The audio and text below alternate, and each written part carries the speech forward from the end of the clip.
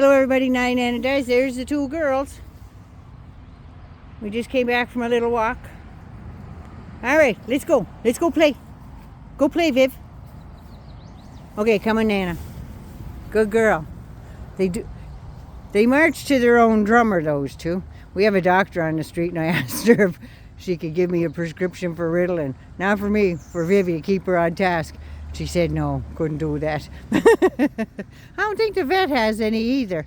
But anyway, let's carry on like we're normal here, shall we? Let's turn this around. Okay, after a sad day yesterday watching the D-Day commemorations and stuff, 80 years since that war ended, that beach landing. But anyway, today I want to talk about the handjob harlot. Yes, and her goings on. She actually said that she wasn't surprised that President Trump, you know, her Lord and Savior, was found guilty. He was found guilty because the trial was in New York. And they found a New York jury. Well, if the trial's in New York, just where in the name of Satan did she think that that jury was going to come from? Where did she think it would come from? Think it was going to come from Cartagena or something? I don't know. She's off her stick, that one. She's off her stick. So anyway, there's that. And then, there she's going on about Hunter Biden and all the rest of it. Well, his trial's going on now, and she's saying that he's trading on his name and stuff like that. So I don't know what's going to happen. Most people, even Trey Gowdy, you know that weird little Martian looking guy? Trey Gowdy said that he'd been a prosecutor, or a defense lawyer rather, for 25 years. And not in his 25 years did he see more than 10 cases exactly like Hunter Biden's. And none of them were found guilty. So what does that tell you? It tells you that that Republican, and yeah, that Republican is going hard on Hunter Biden. Because you know what? They were saying that he was using drugs when he bought that gun. But you know what? The day he bought the gun, he just got out of rehab and he wasn't doing drugs. So he figured it was a true statement. Does it matter if he slipped an hour after he bought the gun? At the time, he thought he was clean. So that's how that goes. But here she is going on about stuff like that. Everything's Hunter Biden, right? Please. And how he made so many millions of dollars. And he made $5 million over 3 years in Ukraine and Burisma. $5 million. He got $50,000 a month. Who gets paid that? Just about any corporate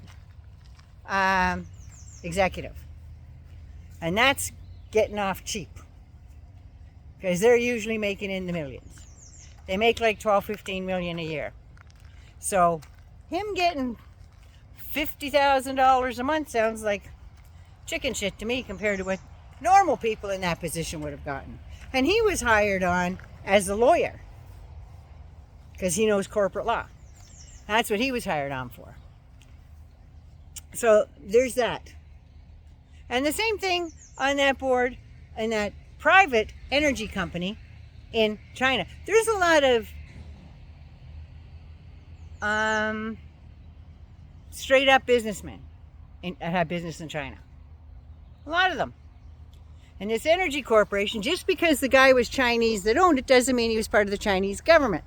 I know it might be a little hard to believe. But anyway, and then they're saying he traded on his dad's name. Well, you know what? His last name's Biden. The only way he couldn't trade on his dad's name is if he changed his last name.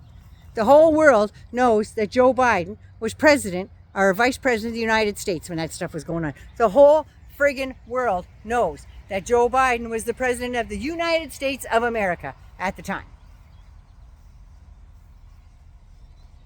You remember way back when the Bush twins there were out on spring break or whatever and they got nailed for doing drugs? Yeah. They were smoking pot and they got nailed by the cops. Guess who didn't get charged? Guess who didn't get indicted? Is that influence trading and trading on their name? I'd say so. And then we go to Lauren's own family. Her 18-year-old son, you know, the father of an almost 1-year-old right now, whose girlfriend told him basically to yeah. She has very little contact with the family. The grandparents see him. Son doesn't care much because he's too busy out running the roads with his little posse, stealing cars, credit cards, charging up all kinds of stuff, Adidas, you know, kid stuff. No, never once bought anything for the baby. Nothing for the baby. But he didn't mind having sex with the 14-year-old that was with him in the posse and making sex videos.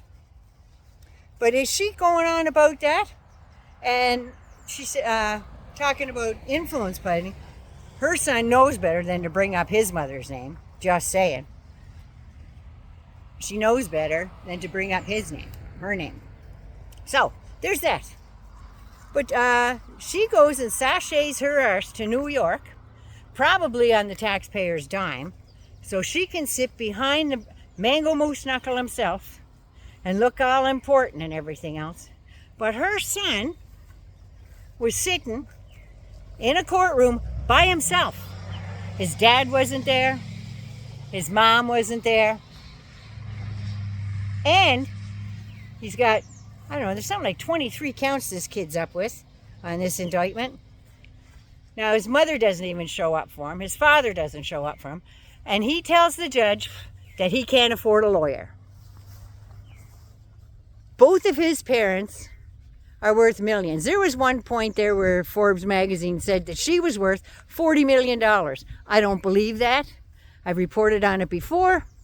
But she's worth at least $5 million because Gas and Oil in Colorado paid her handsomely. And not to mention what she made as an escort, an alleged escort. I better get that in there. But yeah, and why else would Ted Cruz pay her $178,000, somebody totally unknown, as a paid guest at a party to run for office? $178,000 he gave her.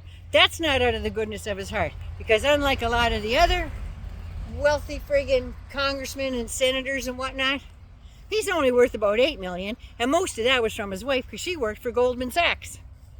That's right, as an executive. So she got paid handsomely, and he was getting his $184,000 a year, I think, for senators. I'm not sure, but yeah. But Lauren Boebert couldn't show up for her own kid. Couldn't show up for her own son. But yet she's so busy moving them out of the place that they knew, away from their dad, even though he's a jerk. So she could run in a different district, thinking it'd be a shoo-in to get Ken Buck's place. I know Ken Buck's a bit of an arsehole too, but he's a pretty funny man. I watched an interview with him the other night, and I got a couple giggles out of him. So there was that. But she's going on about all this stuff. She's worth all that money, and this kid's telling the lawyer that he doesn't have, or telling the judge he doesn't have enough money for a lawyer. So he's going to have to get one appointed by the court. Did he say, "Do you know who my mother is?" No, because he'd probably get dinged more. Because, you know what? Child Services should have intervened in that family a long time ago. But anyway, that's just me. I'm going to leave it there for now. I'm going to do one this afternoon on Judge Janine Pirro. She is real good at judging people. But she wasn't very good at judging her husband, just saying. But anyway, 99 loves you, be good, be safe. Please take care of you first so you can be good to somebody else. I love you so much. Mwah. My little rainbow fingers and my rainbow flower. So anyway, yeah.